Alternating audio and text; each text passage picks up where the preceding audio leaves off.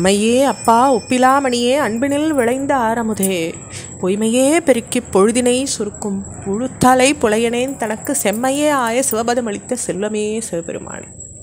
இப்போ நம்ம ஈஸ்வரனை திருவாசகத்தின் மூலமாக ஆராதிச்சுட்டு வரோம். இதில் திருச்சதகத்தினுடைய ஆனந்தத்தை அழுந்தல் அப்படின்ற பகுதியில் 7 பாடல்கள் வரைக்கும் பார்த்துருக்கோம். அப்போது உன்னை நான் அடையிறது எப்போ அப்படின்னுட்டு, ஈதிலாது நின்கண் ஒன்றும் வண்ணம் இல்லை ஈசனே, நீயா பார்த்து இறங்கினால் ஒழிய வேறு ஒன்றுமே வழி இல்லைப்பான்னு சொல்லிப்படுறார் அந்த நம்ம பார்த்த பாடலில். இப்போ நம்ம 8வது பாடலை பார்க்கலாம். ஈசனே நீ அல்லது இல்லை இங்கும் அங்கும் என்பதும் பேசினேன் ஒரு பேதம் இன்மை பேதையேன் எம்பிரான் நீசனேனை ஆண்டு கொண்ட நின்மலா ஓர் நின் அலால் தேசனே ஓர் தேவர் உண்மை சிந்தியாது சிந்தையே. அப்போ ஈசா, இந்த உலகம் அந்த உலகம் எல்லாம் நீயே ஆகி இருக்கிறதுனால உனக்கு வேறான பொருள் எதுவுமே இல்லை, எல்லாமே நீ தான். அப்படி இருக்கும் பொழுது சிற்றறிவுக்கு எட்டியவாறு நான் பேசியிருக்கேன். உன்னை புறம்பா நான் என்னை கருதுவேனானா நான் நீசனாவேன். உனக்கும் புறம்பா வேற ஒரு பொருள் இல்லாததுனால நீ தான் நிர்மலனாக இருக்கு.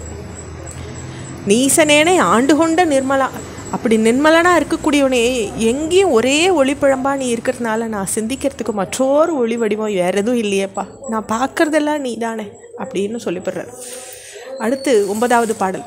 சிந்தை செய்க கேள்வி வாக்கு சீரியில் ஐம்புலன்களால் முந்தையான காலம் நின்ன எய்திடாத மூர்கனேன் வெந்து ஐயா வீழ்ந்திலேன் என் உள்ளம் வெள்கி விண்டிலேன் எந்தையாய நின்ன இன்னம் எய்தல் உற்று இருப்பனே.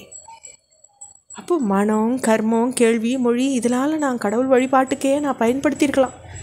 ஐம்பொறிகள் குறைபாடு உள்ளவையாக இருந்தால் கூட அவைகளை அந்த வழிபாட்டுக்குள்ளே நான் ஈடுபடுத்தியிருக்கலாம். கண்ணால் உன்னை பார்த்துருக்கேன், வாயால் உன் நாமத்தை சொல்லியிருக்கேன். இந்த சீரிய செயல் நெடுநாளைக்கு முன்பே நிகழ்ந்திருக்க வேண்டியது. அதாவது எனக்கு இப்போ தான் புத்தி வந்திருக்கு, எனக்கு முன்னையே தோணலை. இது அப்படி செய்யாத குற்றம் என்னுடைய தான்.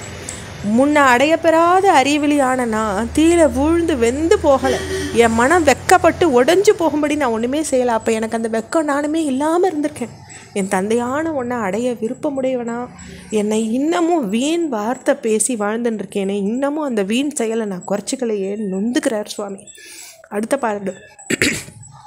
இருப்பு நெஞ்சம் வஞ்சனேனை ஆண்டு கொண்ட நின்ன நான் கருப்பு மட்டு வாய்மடுத்து எனை கலந்து போகவும் நெருப்பும் உண்டு யானும் உண்டு இருந்தது உண்டதாயினும் விருப்பும் உண்டு நின்கண் எண்கண் என்பதென்ன விச்சையே.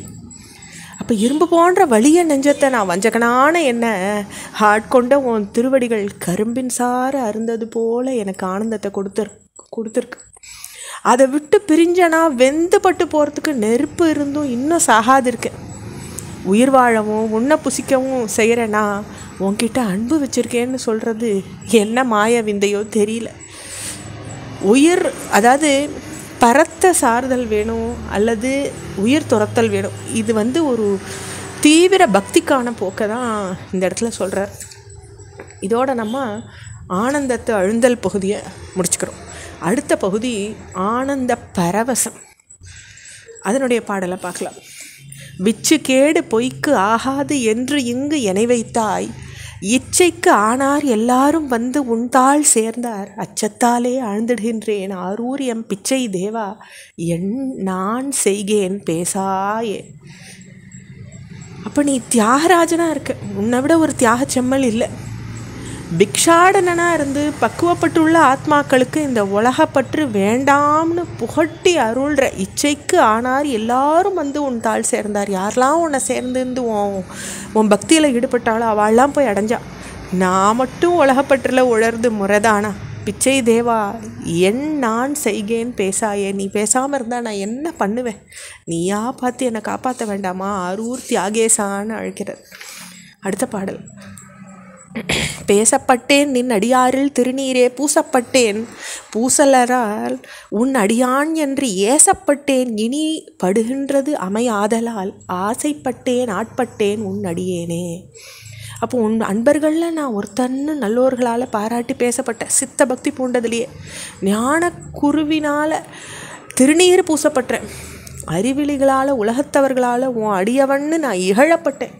இப்படி உலகத்தில் பட்டும் படாமல் இருக்கிறது இனி ஒவ்வாது உன்னையே அடைஞ்சாக வேணும்னு ஆசைப்படுறேன்ப்பா. உனக்கே நான் ஆளாகணும்ப்பா. இந்த புகழ்ச்சிக்கும் இகழ்ச்சிக்கும் நான் ஆட்பட்டுக்காத உன்னை போய் சேரணும்னு ஆசைப்படுறார் சுவாமி. தொடர்ச்சி அடுத்த பகுதியில் பார்க்கலாம். ஓம் நம சிவாய்.